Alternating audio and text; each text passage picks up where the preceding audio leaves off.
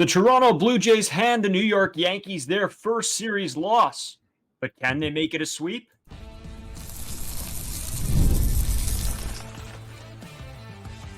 You are Locked On Blue Jays, your daily Toronto Blue Jays podcast. Part of the Locked On Podcast Network, your team every day. Welcome back to Locked On Blue Jays. Thank you for making Locked On Blue Jays your first listen every day. We are free and available wherever you get your podcasts and on YouTube. Part of the Locked On Podcast Network, your team every day. Today's episode is brought to you by FanDuel. Make every moment more. Right now, new customers get $150 in bonus bets guaranteed. That's $150 win or lose. Visit FanDuel.com/lockedon to get started. Carter, as you know, we've talked about this Blue Jays team, their bats needed to wake up. And today that happened. Before we get into all that, just want to let you guys know we are Blue Jays fans for Blue Jays fans. You can follow us on Twitter, Braden Fabiwasco, Carter First Two. Also, you can check us out on Instagram and TikTok at Locked On Blue Jays. And make sure you guys drop a subscription to us here on YouTube if you're watching. It really helps us, keeps all the information at the top of your page. Carter, just a quick outlook today's game. Did you like what you saw? I don't know if this game can even have a quick outlook. This game had pretty much everything. It was a great baseball game, to say the least. Had some runs, had some great pitching, had some errors, had pretty much a little bit of everything. And the Blue Jays end up coming out on top. Yusei Kikuchi again. This guy continues to be unbelievable on the mound. You get some offense from the Toronto Blue Jays again. Justin Turner coming through. A bunch of great at-bats. Vladdy having some clutch at-bats. Bichette, a 13 or 14 pitch walk in the first inning. That was an unbelievable at-bat. The guy was just fouling every pitch off. A huge win for the Toronto Blue Jays. Definitely nice to see that we're actually having a little bit of success against AL East teams. 2-2 against the Rays. Now we're tied up against the Yankees as well. That seems like it's pretty much all the wins we had last year against the AL East has already happened in the first 3 weeks of the season. So definitely nice to always be up on the Yankees 2-0. But how good would a series sweep feel? We got to go into tomorrow. Great game today. Kevin Gausman on the mound tomorrow. Series sweep over the Yankees. That would be a huge boost for my confidence in the Toronto Blue Jays going into the weekend. Yeah, I mean, we really have to hope that Kevin Gausman bounces back. I do want to get into a quick article here that the Score put out, and they just, I guess, asked Boone some questions. They're talking about some of the defensive plays that were made against the Yankees today. He says that's an area they're really good in. And throughout this whole article that I read here after the game, Boone seems to really give the Toronto Blue Jays their flowers a little bit, which is sort of crazy to see from another AL East team. But, I mean, hey, we'll take it. They ended up talking about Kikuchi, going on about that. But before I get into that, Carter, let's talk about the defensive plays. I mean, Dalton Varsho makes just a highlight reel catch. It was unbelievable. But also Dalton Varsho had a really nice catch as well on a dive. Davis Schneider. He was a Dalton Varsho twice. Davis Schneider. Davis Schneider had great catches. Yes, Davis Schneider, unbelievable highlight reel catch. And then Dalton Varsho, I think it was on a sinker that came off the bat of that was in the sixth inning against Rizzo. And Varsho made that catch as well. So just really good defensive plays by our outfielders. And I know we talk about how, you have Kevin Kiermaier for the defensive aspect of his game. And my sort of thinking has been coming along, and this just sort of put the nail in the coffin for me a little bit of, if Davis Schneider can play like this defensively and we can have his bat in the lineup all the time, why are we not doing that? I mean, don't get me wrong. Today's outing at the plate for him wasn't amazing, but I think overall we have to look at maybe is Davis Schneider, should he just be our everyday guy? Yeah, I think there's definitely no reason Blue Jays shouldn't consider that. You have a premier defender in Dalton Varsho, easily can take over that center field position.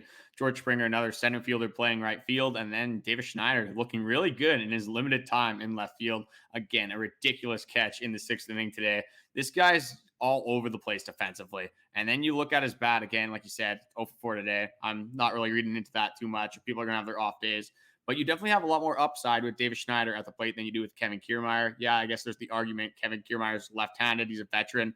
Definitely more proven than Davis Schneider. But I think Davis Schneider, you got to give him that chance with the upside. I think it's never going to be a Davis Schneider's playing every single day. But I don't see why this can't be a Davis Schneider plays 2 games in the series and then Kevin Kiermaier plays 1 and kind of reverse the roles. Because right now, Kevin Kiermaier is getting more games than Davis Schneider.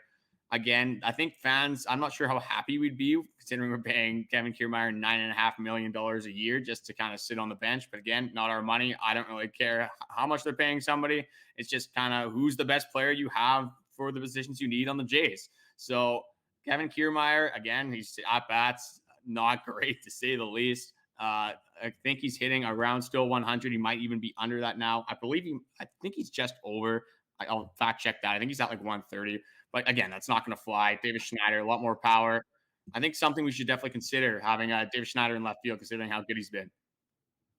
Yeah, no, and that's sort of where I've been at the past little while here is that I mean, we've talked about this in spring training so that we have to get David Schneider in the lineup. We talked about this going back to last season. We've talked about this. So just me and you sitting on the couch, never mind actually on the podcast.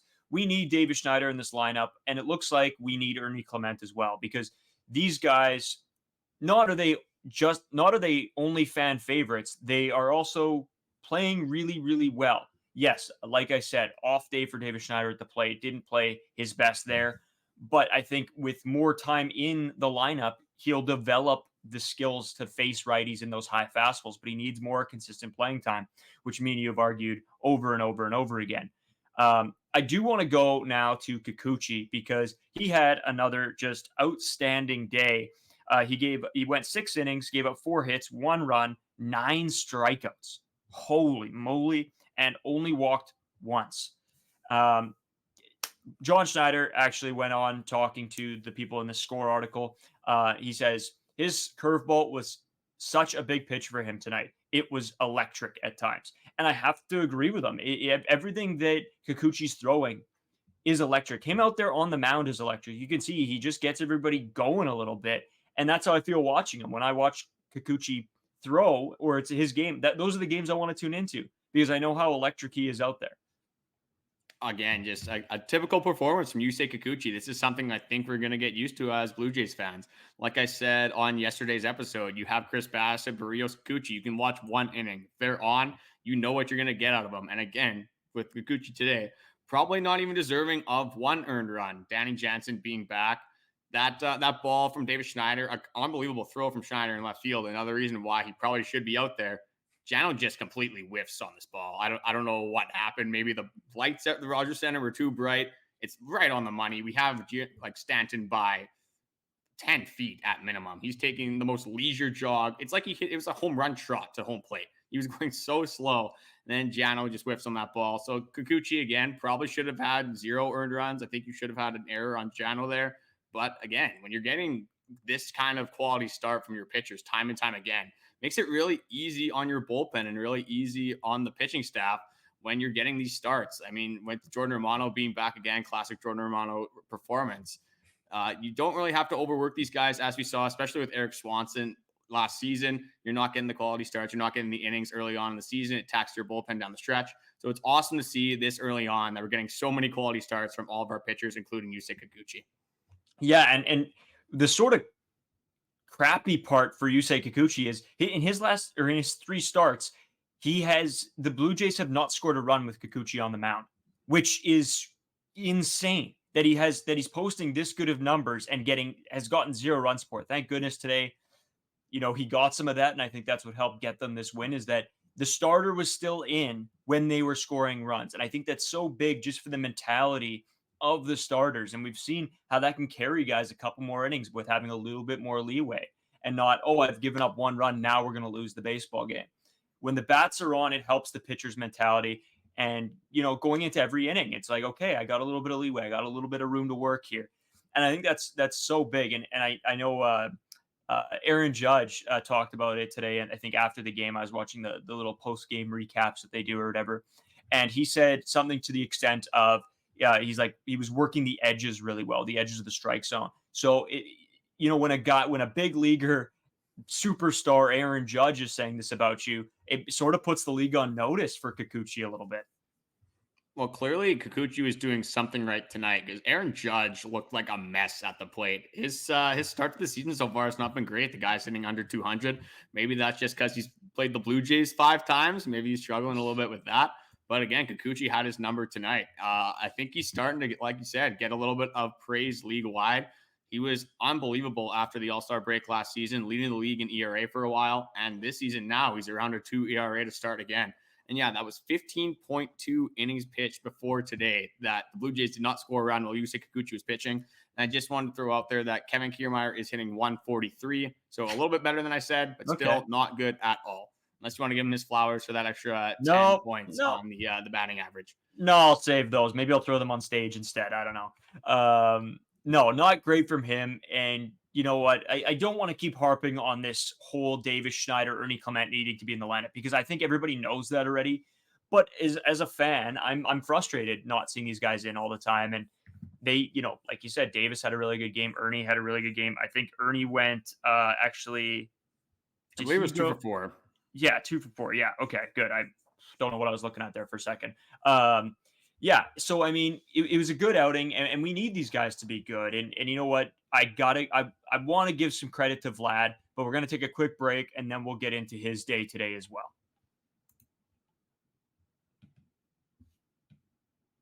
Today's episode is sponsored by PrizePicks. PrizePicks is the largest daily fantasy sports platform in North America. They're the easiest and most exciting way to play fantasy sports because it's just you against the numbers. Instead of battling against thousands of other players, including pros and sharks, you pick more than or less than on 2 to 6 player stat projections and watch the winnings roll in. So I always talk about PrizePicks, and lately I've been dialed in on this fantasy stuff, but I haven't really gone over how this works at all. So I'm just going to quickly go over the scoring they do. So pretty much they give you a scoring total for each hit or just at bat you have. So a single is 3 points, a double's 5, a triple's 8, a home run's 10. Then you get points for runs batted in based on balls, stolen bases, stuff like that. So you pretty much just have to predict what you think is going to happen, which players you think are going to have good at bats, which players you think are going to be productive in games. I've been okay so far. I've been doing good with my Jays picks. When I go to other MLB teams, somehow it's been being worse. So maybe I should just stick to the team I'm covering. Maybe that's an idea that you wouldn't think you'd have to go too far outside of the box to actually get to. So if you guys want to join me on my PrizePicks grind, I'm always on to it. You can download the app today and use code LOCKEDONMLB for a first deposit matchup to $100. That's code LOCKEDONMLB for a first deposit matchup to $100. Today's episode brought to you by Monopoly Go. Little bit of a funny story here. Me and Carter talking about Monopoly Go, how we've started to play it. And then we have a big group chat with all of the Locked On hosts in. And there was like 6 invites to different games we could join. And so now we're in a bunch of the Locked On Monopoly Go. I don't know if you want to call it a game. I don't know. It's pretty much a competition at this point. It seems like everybody's going pretty aggressive. Dogfight. It is a dogfight. And it is so much fun. We've been having a blast. So the smash hit mobile game Monopoly Go lets you compete with your friends to get the most riches and the biggest empire. It's the Monopoly you love, but on a phone anytime with tons of new twists, including leaderboards to compare your progress. Trust us, we are looking at those leaderboards. There's so much to do. You could play on countless dynamic Monopoly boards, make your friends bankrupt by smashing their landmarks with a wrecking ball, charge other players rent for your iconic properties. You can even work with your friends to crack open community chests and in tournaments to get extra rewards and climb the leaderboard. So get back out there, put on your game face, and download Monopoly Go. Now free on the App Store and Google Play. So, Carter, we sort of teed it up a little bit here. Vladdy is this game. I don't want to say he's starting to, because all I can say is this game looked like the Vlad that we need. He looked like the Vlad coming in big situations. When we need his hit, he gets the hit. And that's exactly what he did for us today. Of course, Vlad went 2 for 5 today with 2 walks as well. Or 2 for 3 with 2 walks as well, I should say. You know, I've only been watching baseball my entire life, and I still can't say that properly. 2 for 3 with 2 walks. Great day, 2 RBI. Just fantastic. He looked really good out there. You know, his at-bats looked better. He just looked more competitive today. And I don't know if Carter, you saw something else, but overall, I think it was just a really, really good day from Vlad. I think from Vlad and the entire Toronto Blue Jays staff, just looking at how they approach their at-bats in totality in this game. You look at Carlos Rodon. He's at 101 pitches after 4 innings. So clearly the Blue Jays are working him deep into counts. You have Bichette in that first inning working that 13, 14 pitch walk. I don't know exactly what it was, but it was a lot of pitches. Vladdy, I believe, had like an 8-9 pitch walk as well. So when you have those huge at-bats in the first inning, you first obviously are working the pitch count up, which is a great thing, but you're also allowing your teammates to see what the pitcher's throwing, what his stuff is doing, how his stuff is moving. Is he change up on? Is a slurve on? Whatever he's throwing. It allows your teammates to get a very good scouting report and what you're going to be seeing in your future at bats. So that's a huge thing that I noticed today, just from the team in total, and Vladdy especially. Obviously getting those 2 walks, and then coming through with that huge RBI single. I believe it was in the 4th inning with bases loaded. Those are the at bats you need from Vladdy. This is why he's hitting number 2 high up in the order. You need him to come through in these situations. He's one of the best players on the Toronto Blue Jays. You can definitely argue he's the best hitter on the Toronto Blue Jays. So it's huge to see him come up in these situations, and hopefully he can continue this stretch, keep this momentum going, and continue to hit the ball hard for the Toronto Blue Jays. Well, and me and you've talked about, I mean, I've talked about this with anybody who would listen at this point, that the Blue Jays stars need to be stars for this team to be successful. Ernie Clement and Davis Schneider can go out and do as much as they possibly can for this team, and this team won't win because they need their stars to be their stars. They're George Springers, they're Vlad Guerrero Juniors, they're Bichettes. You need these guys to be immaculate. And this season, so far up to this game, they have not been immaculate, not even close. But this game was a step in the right direction for sure for Vlad.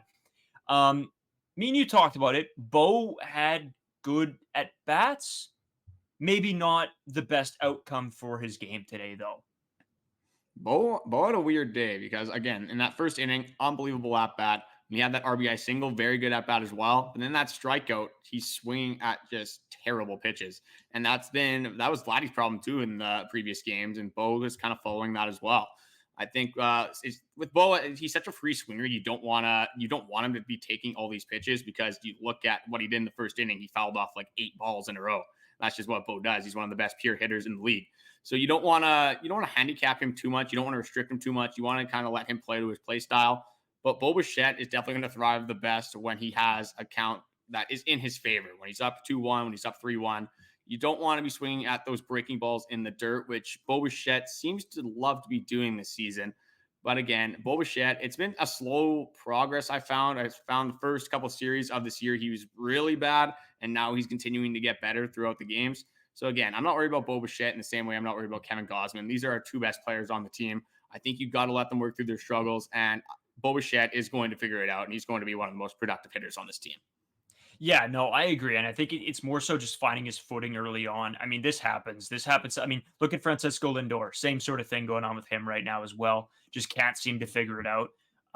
So I think Bo's going to break out of this sooner rather than later, and he's going to go on to have a great season. But yeah, it's don't get me wrong, it is a little bit frustrating to see a guy that you want to be really good not be really good. So, and that's for this whole team. I feel like we have a ton of really good players. They're just not playing to their standard right now. And I think, for Vladdy, he took a great step today. I think if he can continue, and again, we don't need him to go 2 for 3 with 2 walks every day. It's just having better at bats. It's the at bats. It's the intensity that you're bringing. Not the intensity, I shouldn't say. It's the outlook on the at bats going into them is what you need to be more consistent with. You should be going up there with a purpose, with a drive to, okay, what am I doing with these baseballs if I see this pitch? And maybe that's not so much what they're doing. But good day from Vlad. Bo, I'm hoping for a bounce back. One guy I really did want to get into, and I know you've been dying to talk about over the past 3 days, and we keep having to put it off because more and more keep coming out. But I said, screw it today. We're talking about him for sure. And that is our boy, Yimi Garcia. Another inning pitch today, and he looked immaculate. Unbelievable start from this guy. We've been talking about it a little bit on this podcast with obviously Jordan Romano and Erik Swanson out.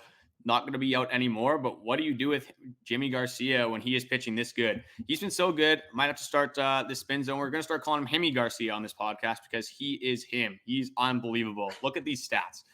8 2/3 innings, 2 hits, one of them's a home run, 11 strikeouts, 1 walk, an opponent average of .071. So that's 2 hits, a lot of outs.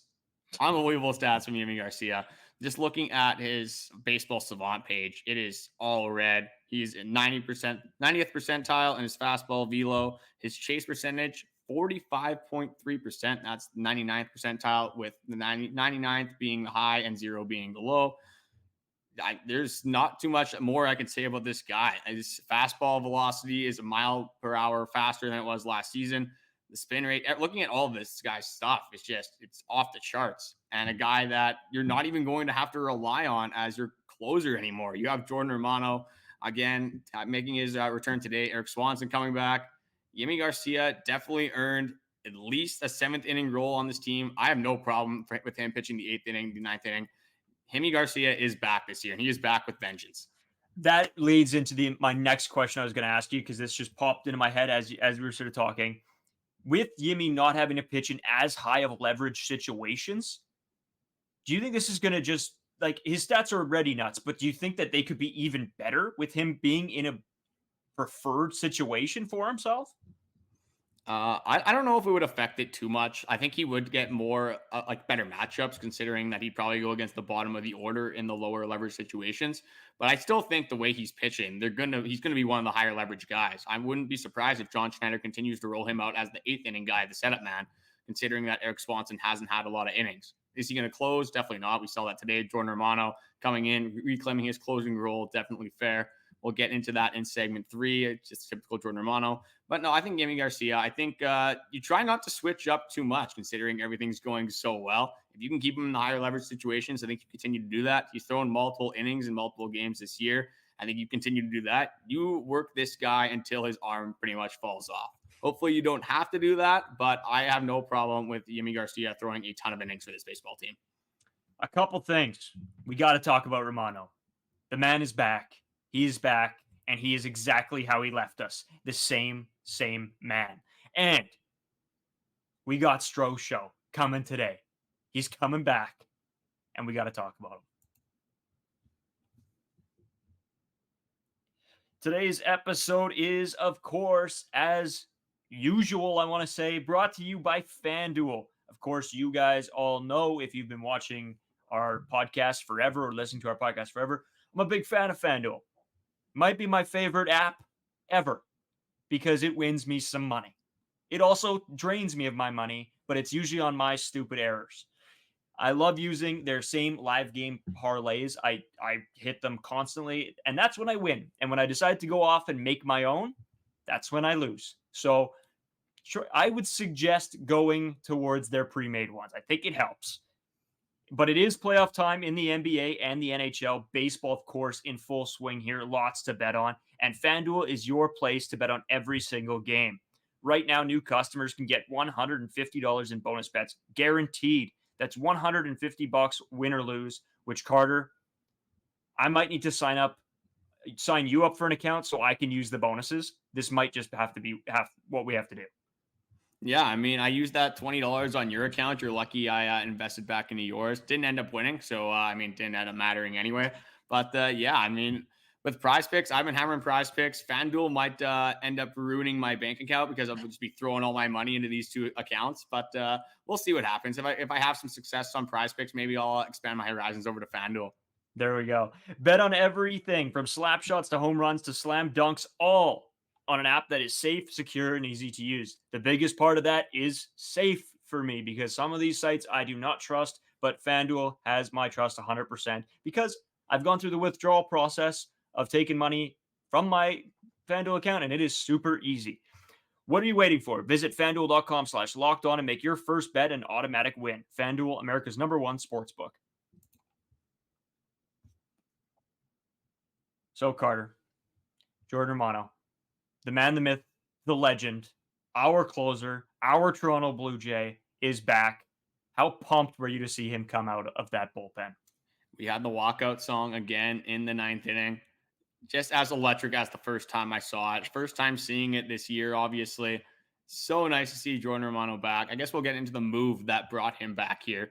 So with moves, obviously bringing Romano and Erik Swanson back to the major league team. Mitch White, unfortunately, was DFA'd. No more options. Again, this bullpen, how good it is. There wasn't really any room for any other players to be optioned. It was kind of just Mitch White. I don't think he pitched necessarily that bad. The numbers aren't popping off the page, but I would be very surprised if he doesn't get picked up from waivers here. And then the other one, which I was very surprised about, which could honestly be a debate that we get into, is Nate Pearson gets optioned down to AAA after an unbelievable start. It's close to 6 innings pitched, hasn't given up a run. Some people are arguing that Trevor Richards may be the more or less deserving guy, maybe the guy that shouldn't have had a spot in his bullpen, but a guy that doesn't have options. So at least in this scenario, you got to keep both players. But we've been talking about this for a while. Jordan Romano comes into the game, gets a first out, actually. I was surprised about that. I'm like, hey, maybe we have a different Jordan Romano this year. No, we don't. Jordan Romano, walk, Alex Verdugo, double down the line. And here we go again. 5-3 baseball game. Runners on third and second with 1 out. Then Jordan Romano finally starts turning on his skill and finesse. Starts pitching, continues to start, and gets out of the jam. Does give up a run, but again, who cares? The win is a win. 5-4 win. Jordan Romano gets out of it and gets his first save of the season. Yeah, you know what? I don't know. I always talk about how electric Kikuchi is out there and how much I love watching him pitch. Same with Chris Bassett, honestly. You know what? I love everybody. I love watching everybody because all of our pitchers are just the best to watch. It'd be so hard for me to have to go to a series and be like, which series do I want to go to? Do I want to go watch Gausman, Barrios, and Chris Bassett, or do I want to go watch Kikuchi, Wyrod, and whoever? I guess it would be Gausman again, or you Barrios. Can't really go wrong with the starting pitchers. No, you can't. Right now, you got so many options, and the best part is that I want to see Jordan Romano. And in a situation like today, you get to see Jordan Romano against the Yankees in his first save opportunity of the season. It was just immaculate. Like today was like a great day for baseball if you're a Blue Jays fan, and just the best end you could ask for. I think Jordan Romano getting the save, the Blue Jays getting the win. It's just a perfect day in Blue Jays land. It's so typical just having him on the mound. He's definitely the best entertainer on the Toronto Blue Jays. Knows how to get the people on their toes, to say the least. I don't know how I feel about it. Are you on the scale of would you rather have Jordan Romano just go 3 straight, strikeout, strikeout, strikeout? Obviously, you know what you're going to get. Or do you like that he kind of gets you on your toes a little bit? You never know. Well, you do know what you're going to get out of Jordan Romano, but it's definitely never going to be easy. How do you feel about Jordan Romano starts all the time? Yeah, I mean, don't get me wrong. Would I love him to just go 3 up, 3 down, get us out of there and good to go? For sure. But he's always a guy that gets the job done. So no matter what happens, I can't really dog him at all because he always finishes the job. But yeah, you know, it'd be a little bit less stress on my arteries and my heart, I think, if he was able to just go 3 up, 3 down. But whatever. At the end of the day, he gets the job done. That sound is back.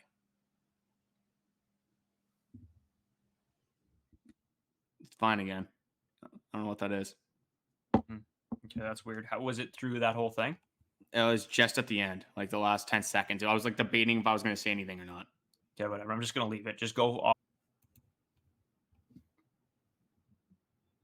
Yeah, I think the stats as well would probably favor him a little bit more if he made it easier on himself. But hey, at least he's prepared for every clutch situation he's going to have to be in. You can throw Jordan Romano in, bases loaded, no outs, and he's probably going to get out of it. He just thrives off of having runners in scoring position, which is kind of weird because you would think it would be the opposite, if anything. Maybe it could make you a little bit more anxious. But maybe that's what he thrives off of. He wants to be a little bit anxious on the mound. One thing before the game that I did want to bring up on this podcast because I thought it was funny, and I don't know if this is actually like realistic or what we're doing here, but Alejandro Kirk was spotted taking ground balls at first base ahead of today's game. I don't know how I feel about that. He is good at blocking balls behind the plate. First base is definitely a lot different than just blocking balls behind the plate. You don't have a ton of range to cover. And again, like I'm not worried about him catching the balls at first base. I think it would be funny to see Alejandro Kirk just started out there at first base. Just an interesting visual for sure. Something we'd have to get used to. You know what? It's funny, and I love him. I love Alejandro Kirk, but small target.